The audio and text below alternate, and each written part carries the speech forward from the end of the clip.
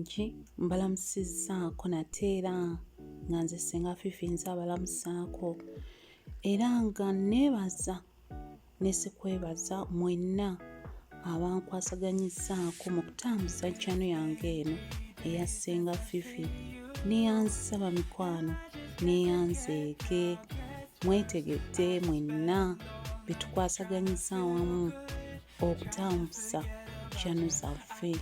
Mwebale nnyo, mwebalire ddala. Era ng'olwaleero nze Ssenga Fifi nzize n'ensonga, ng'ensonga endeese olwaleero ngenda kwogera ku ki kye bayita ekisenge, oba tugenda kwogera nti ekisenge kitegeeza ki eri abafumbo oba abaagalana. Ekigambo ekisenge, ensonga esookera ddala kye kisengeka ensonga z'abantu abafumbo. Era gwe omukyala omufumbo olina okumanya nti ekisenge kye kisengeka ensonga zo n'omwami wo. Abakyala ekisenge kitukakatako nnyo bamikwano, okukiyonja, okukikuuma nga kiri seefu kubanga kibeeramu ebintu bingi naddala eby'amabi gwe n'omwami wo. Ekisenge mu maka kibeera kya mukyala kubanga omukyala y'avunaanyizibwa okukuuma ebintu by'omwami mu maka. N'olwekyo omukyala ekisenge ekyo kikyo n'omwami wo, kya byama ebibakwatako gwe naawe. Era kyova olaba edda baagambanga nti toyasa bya mu kisenge kubanga mu kisenge wabeerayo bibyo na mwami wo.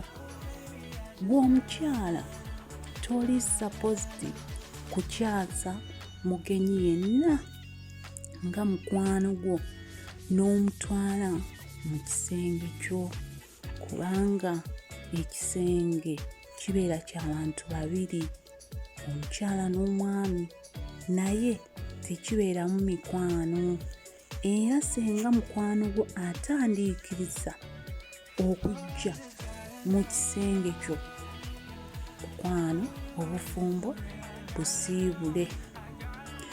Ekisenge y'ekisenge ekikolebwamu emikolo gwe n'omwami wo egy'okwezina. N'olwekyo omukyala yenna kikukakatako okuyonja ekisenge ekyo n'okukinyiriza n'okukibeza nti kirabika bulungi era nga kisikiriza omwami wo okwebakamu oba n'okuzina nga gwe omukyala. Buli omukyala mwabeera n'ekisenge nga kikyafu n'omwami tasobola kubeera nga yeetaaya mu kisenge ekyo, era omwami tasobola kukuzinira wantu wakyafu. N'olwekyo omukyala olina okukuuma ekisenge kyo nga kiyonjo era nga kisikiriza omwami wo okukuzina. Ekisenge kyaffe ekyo bwe kibeera nga kigenda kubeeramu omukolo ogw'okwezina, waliwo ebintu ebirina okubeera mu kisenge kyaffe. Mubeeramu enkumbi, ne mubeeramu n'ebintu ebirala by'otegedde. Naye bwe muba mumaze okwekola, omukyala ekisenge kyetaaga n'okiyonja bulungi, era n'enkumbi yaffe eyo togisuulasuula mu kisenge, olina okugiggyamu n'ogitereka. Era ekisenge kyaffe ekyo mwe tuwummulira y'ekkooti y'amaka nga ffe abafumbo, mwe tuteeseza ensonga ezikulaakulanya amaka gaffe. Okugeza bwe tuba twagala ezzadde oba nga tulina ebintu bye twagala okwongerako mu bulamu bwaffe oba mu bufumbo bwaffe, ekisenge kye kituufu okulamula. Era abantu edda bagamba nti ekisenge y'ekkooti y'amaka, okugeza nga bwe mubeera nga mutabuseemu gwe n'omwami wo, mugenda mu kisenge ekyo ne mutetenkanya we musobola okudaabiriza ebiba bisobye. Era ekisenge ekyo tekitegeeza nti ekkooti y'amaka otuula eyo, nedda, kibaba bakituuma ekkooti y'amaka kubanga ekigambo kwekola kibeera mu kisenge, ate ekigambo kwekola kyekintu ekisinga okukkakkanya abafumbo oba n'okubagatta. N'olwekyo nno edda omukyala n'omwami bwe baalinganga batabuseemu nga bagenda mu kisenge, ate mu kisenge tebalwanirayo, era ensonga ezibeerayo zibeera za kwezina. Anti bw'oba onyize gwe omukyala ng'omwami akuzinamu mu kisenge kyaffe ng'okkakkana obusungu, teriyo kintu kisinga kukkakkanya mukyala nga kumuzinamu mu kisenge. Olwo nno bw'omala okumuzinamu n'omwetondera, olwo nno obeera ekisenge nga okifudde ekkooti y'amaka nga edda bwe baagambanga. Ekisenge kyaffe ekyo omukyala alina abaana, tokiteekamu baana era tokiteekamu mwana kukifukaafukamu, kubanga abaami baffe beenyinyaze nnyo munnange, tebaagala kubeera wantu wacaafu oba wabisi.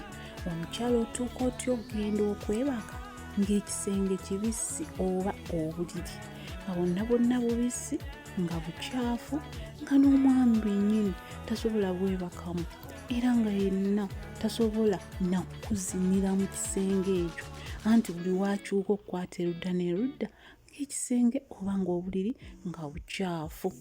Mu kisenge kyaffe tusangamu ekitanda, tusangamu obuliri. N'olwekyo omukyala kikukakatako okukuuma obuliri oba ekisenge ekyo, naddala obuliri bwaffe obwo nga bwale bulungi, nga busikiriza omwami, nga wayingirira mu kisenge wonna abeera ayagala mwezi ne bwezini. Naye munnange tokkiriza kubeera na kisenge nga kikyafu, omwami agenda okituukamu abeere ng'ayagala okukuzina ng'ekisenge kyonna kikyafu, anti nga temulaba we mutandikira. Omukyala omutuufu abeera yeetegese buli ssaawa ng'ekisenge kiyonjo, ng'enkumbi ntegekewo bulungi, ng'era ekisenge omwami buli wakiyingiramu kibeera kitegeeza nti ssaawa ya kusengeka nsonga, anti ngamba okuzina oba okwezina nga tuli mu kisenge kyaffe. Ekyo kye bayita ekisenge kya makulu nnyo, naye ng'ekisenge kitegeeza kkooti y'amaka. Ngambye kkooti y'amaka kitegeeza okutwala omuntu we mubeera nga mukyankalanyeemu mu kisenge ne mutuula mu nsonga, olwo nga mwezinamu.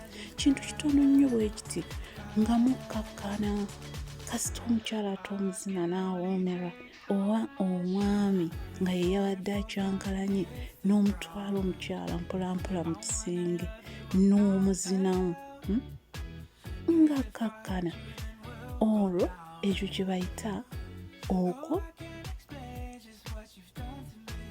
ensonga za maka gaffe. N'olwekyo bamikwano, ezo ze zibadde ensonga zaffe ezitegeeza ekisenge. Tulabagana olundi, musiibe bulungi, mweraba.